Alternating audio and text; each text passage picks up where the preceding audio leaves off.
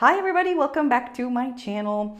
Today's video is a sort of a part 2, so like a continuation of the first video that I have done on congiuntivo presente. The video, if you haven't seen it, you will find it in the link below, and also it will look like this. So if you're browsing through my YouTube channel, you'll find this video and you can click on it before you watch this one here, which is going to talk about congiuntivo passato. Now, I'm aware that everybody hates congiuntivo. We Italians also hate it because a lot of us have problems with it, okay? Let's face it, if you come to Italy, you might feel or hear that people are not using it correctly. It's not an excuse, it's not something that should happen, but that's life, right? If you are interested, I might put together an intensive full immersion course on congiuntivo. If this is something that's interesting for you, write me an email or write me a message in the comments below with saying, sì, voglio il congiuntivo. And I might put a course together, like a quick course that you can do on your own. And I don't know, I was thinking about that. Let me know if that's a good idea or not. Okay, without further ado, let's get to the congiuntivo passato. In this video, we're going to learn how to form it and use it correctly. It's the past subjunctive, okay? So you will hear it in the grammar books as congiuntivo passato, and you're going to use it to express doubt, uncertainty, or subjective opinions about past events. It is often used in subordinate clauses following certain conjunctions or certain expressions, we can say. You're focusing on the past, okay? Let's look at how to form the past subjunctive. You are going to need to put together a couple of things. So you're going to need to conjugate very well essere and avere at the present conjunctive, and you're going to put that together with the past participle of the main verb. This sounds confusing? Don't worry. Think about it like this. The tense is made of two parts. And this is the formula that you need to remember. Essere or avere at the congiuntivo presente plus the past participle of the main verb. Now, a very quick review of essere and avere, so our auxiliary verbs, in the congiuntivo presente. Say them with me. Che io sia, che tu sia, che lui, lei sia, che noi siamo, che voi siate, che loro siano. Let's look at avere. Che io abbia, che tu abbia, che lui, lei abbia, che noi abbiamo, che voi abbiate, che loro abbiano. Remember that, as always, you find all this beautifully written out in the PDF that you find in the link below. It's free, you can click on it. If you're receiving my newsletter, you probably already have this document in your inbox. So if you want to take notes, go ahead, but you do have all of this beautifully written out for you, okay? In a sentence, this is what the congiuntivo passato would look like. Mi sembra che tu abbia sbagliato strada. Temo che lei non sia stata onesta con me.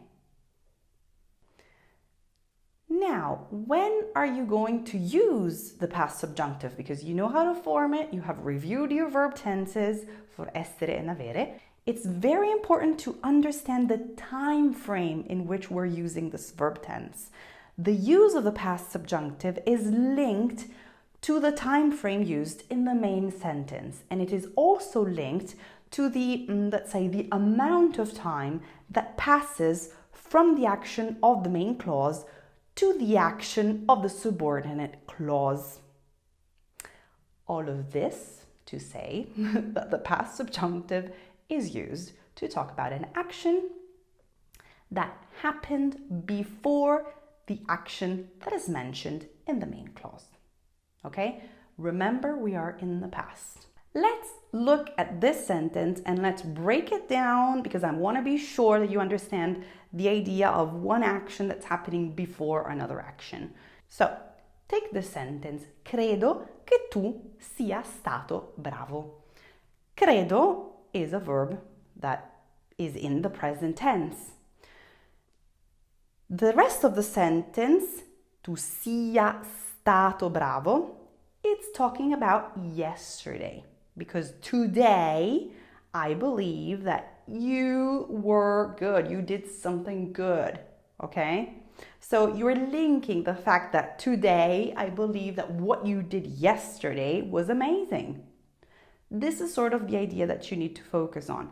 So credo would be today, present tense, sia stato, yesterday, or a moment in time before today, and you're using the congiuntivo passato. Let's look at more examples.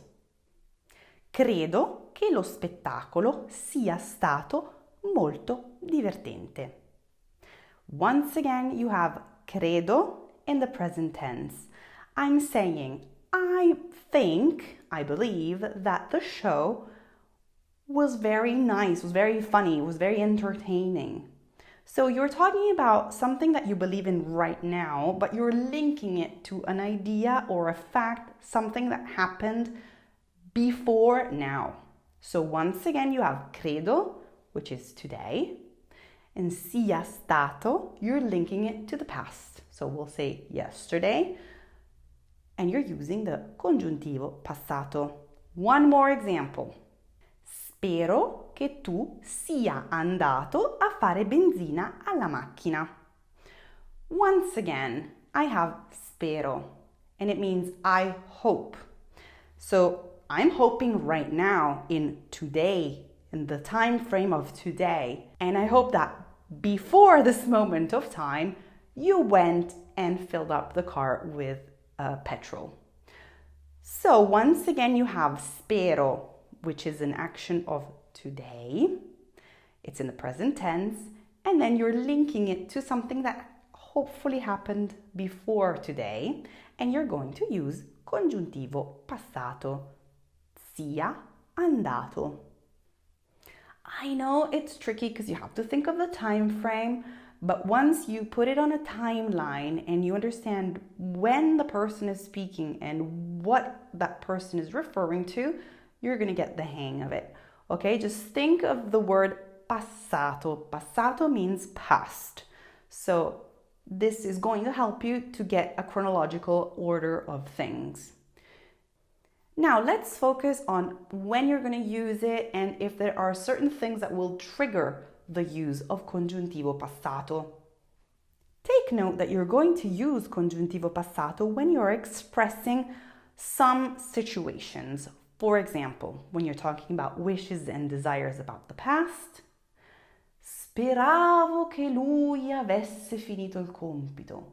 I hoped that he had finished the homework. So you're linking it to the past. When you are talking about a hypothesis about past actions, non credo che lei abbia mangiato tutto il dolce. I don't think she ate all the dessert. And you're also going to use it in indirect speech when you're reporting something that somebody said or thought about in the past.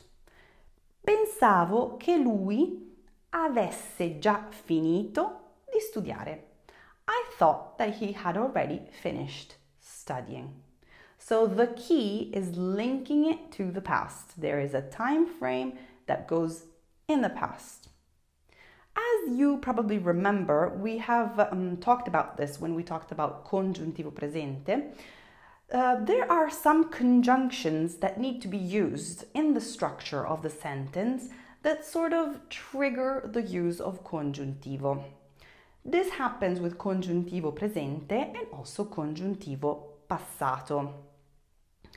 The past subjunctive is often found in subordinate clauses, and these subordinate clauses often are introduced by conjunctions such as che, quando, se. These, let's say, are the basic ones, okay? The ones that you probably already know. But you can also remember these extra conjunctions that they too trigger the use of the past subjunctive. They are senza che, prima che, nonostante, malgrado, a meno che, a condizione che.